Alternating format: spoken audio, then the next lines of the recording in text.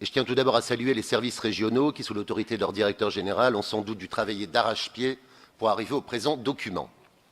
Mais s'ils sont responsables de la forme, ce sont les politiques, c'est votre majorité, Monsieur le Président, qui est responsable du fond. Et c'est là que le bât blesse. Comme d'habitude, il y a l'emballage. Est-ce la proximité de Noël? Il faut reconnaître que vous l'avez soigné, allant même jusqu'à invoquer les mannes de ce pauvre Kennedy. Quand on lit votre rapport de présentation, on serait presque conquis. Une région présente sur tous les fronts, qui fait des économies tout en intervenant partout, centre du soutien aux entreprises, qui veille au quotidien de ses habitants. Ce n'est plus un document budgétaire, c'est le Candide de Voltaire revu et corrigé. Pangloss prouvait admirablement que dans ce meilleur des mondes possibles, le château de Monseigneur le Baron était le plus beau des châteaux et Madame la meilleure des baronnes possibles. Mais hélas, Monsieur le Président, les faits sont têtus et tout ne va pas pour le mieux dans le meilleur des mondes possibles. Au-delà des objectifs généraux et généreux, parlons d'abord chiffres. Enfin, essayons, puisque le Césaire lui-même pointe dans son avis, je cite, « de nombreuses incertitudes quant à la fiabilité des prévisions ». Alors, vous pouvez passer par toutes les circonvolutions oratoires, souvent avec talent, je reconnais. Il n'en demeure pas moins que tout d'abord les dépenses de fonctionnement courant continuent d'augmenter et que nous sommes bien loin des moins 25% claironnés durant la campagne par votre prédécesseur. Que parmi ces dépenses, les dépenses de personnel évoluent de 6 millions d'euros cette année, excusez du peu. Alors vous me direz, il y a les transferts, que vous chiffrez à 2,7 millions d'euros sur ce poste. Alors nous sommes très dubitatifs sur cette augmentation annoncée, dans la mesure où, dans le tableau des effectifs, en annexe du budget, nous avons, par rapport à 2017, une hausse de 300 postes.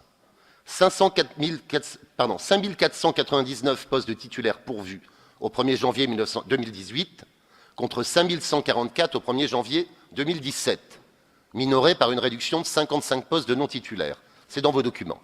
L'augmentation risque dès lors d'être supérieure au montant annoncé. Qu'on peut également avoir des doutes sur les provisions liées au contentieux avec la SNCF. 10 millions d'euros, amenant la commission du transport du Césaire, je cite, à s'interroger sur la sincérité du budget.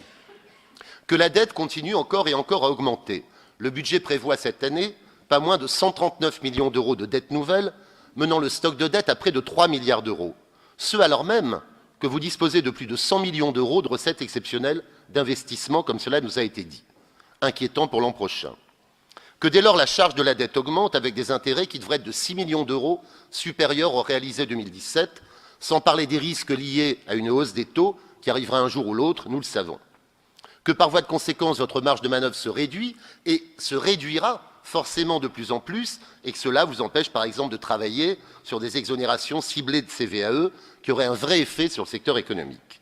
Alors nous pourrions continuer avec les chiffres, mais je conclurai sur ce point en constatant que vous faites certes moins pire que la gauche, mais était-ce bien difficile? Que des efforts sont sans nul doute réalisés et que nous soutenons, comme ce fut le cas pour les projets de réinstallation de services, qui sont source d'économie, mais que les orientations politiques prises ne permettent pas d'amélioration réelle de la situation des finances régionales, avec un taux d'épargne net comme brut qui demeure largement en deçà de la moyenne française, et que dès lors vous hypothéquez l'avenir de cette région en continuant à dépenser un argent que vous n'avez pas. Vous parliez de symphonie, en l'espèce c'est plutôt la symphonie inachevée. Et dès lors, et je mets fin à un insoutenable suspense, nous ne pourrons que voter contre ce budget. Mais au-delà des chiffres, je voudrais souligner quelques autres points. Parler de la réalité du terrain qui demeure quand même l'éparpillement, qui est celle d'un budget dans lequel le projet politique n'est pas explicite et les axes stratégiques pas lisibles, qui est celle d'une approche au final assez macronienne, avec beaucoup d'annonces, mais peu de réalisations.